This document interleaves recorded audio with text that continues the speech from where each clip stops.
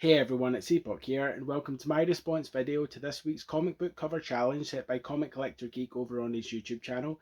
I didn't take part last week just because I simply didn't have enough covers to fit the theme, which was leg covers. I have plenty of covers that have got legs on, but I wanted to find legs that were doing something interesting, but I didn't really have that, so I decided to sit it out. So I'm back this week for this week's challenge, which is head covers, which is kind of like floating head covers, that sort of thing. So I've got 10 covers that I want to show you, so let's take a look. First up is Buffy the Vampire Slayer number 29, which has a variety of floating heads reflected in the shards of glass that are breaking around Buffy there in the middle. Each of the characters there are a mix of the supporting cast and some demons and stuff. And there's also this really ominous eye sort of behind all of that, part of a much larger floating head perhaps. So that's my first pick, Buffy the Vampire Slayer number 29.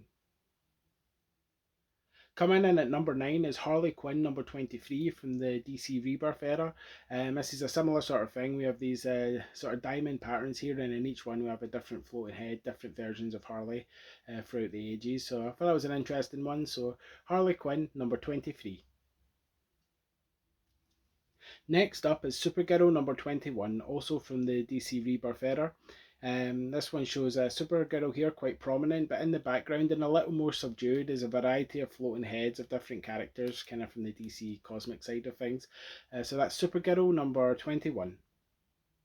Coming in at number 7 is Black Canary number 2 from our 1991 miniseries. I just thought this was a cool one, as you have the city skyline there in the sunset with the imposed floating head of Black Canary there, just kind of being part of the city, and also are in costume here, which is a lot of fun. So Black Canary number 2. Coming in at number 6 is The Flash number 350, which was the last issue of this series before kind of Barry's demise in Crisis on Infinite Earths. On each side of the cover here, we have a variety of floating heads from each of the supporting cast saying goodbye. So I thought that was quite a good one. So that's Flash number 350. My number 5 pick is XFactor number 75, which is this giant floating head here of Mr. Sinister looking over the action that's going on the cover. So I've always been a fan of Mr. Sinister. I thought he was quite an interesting character. So there we go. Number 5, XFactor number 75. And number 4, I've chosen Shadowhawk number 1, which is the first issue of Shadowhawk. It's this kind of chromium cover here, so it's kind of shiny, if you can see that in the reflected in the camera. One of those 90s gimmick covers, but yeah, Shadowhawk number 1, and this is just a pure black cover with the floating head of Shadowhawk there peering out at you. So that's Shadowhawk number 1. Coming in at number 3, I've chosen Red Sonja and Vampirella Meet Betty and Veronica number 3. This is the Dan Parent variant cover, so cover D, which has Betty and Veronica there scared in each other's arms with the flames around them, and then the floating heads of Red Sonja and Vampirella looking on, kind of with a smirk on their face. So I thought that was a really fun one. I really like Dan Parent's covers. So that's Red Sonja and Vampirella Meet Betty and Veronica number 3. At number 2, I've chosen the X-Files Case Files, Hoot Goes There, number 1. This is the cover B, the variant cover by JJ Lendo. I'm a big fan of his work. He kind of came to prominence through the X-Files poster project and then brought him onto the comics, which was a lot of fun. But I thought this was a good example of floating heads, because not only do you have Mulder and Scully's floating heads here at the bottom, you have the floating head of the owl peering over them at the top, but also in his eyes is two floating skulls, which I thought was really cool. So this is a lot of floating heads for your buck here. So that's X-Files Case Files, Hook Goes There number 1. And my number 1 pick this week is Red Fox number 7. I just thought this was a really cool cover. It's a painted cover, I think the first painted cover in the Red Fox series.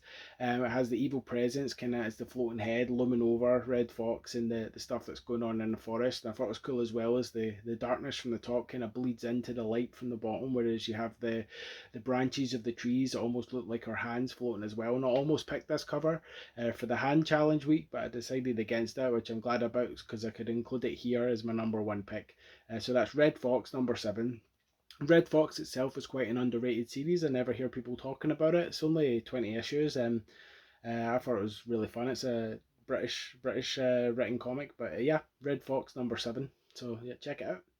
So that was my entry into this week's comic book cover challenge set by comic collector Geek over on his YouTube channel. If you'd like to take part, then feel free to make a video and show off some of your favourite covers. As again, this week's challenge was head covers. So if you use the hashtag head covers and the hashtag Friday challenge in your video, so everyone in the community can take a look and get a look at some more awesome comic book covers. If you'd like to check out some of my previous entries, then please check out the videos linked here at the side. And other than that, I'll see you next week. Thanks, bye.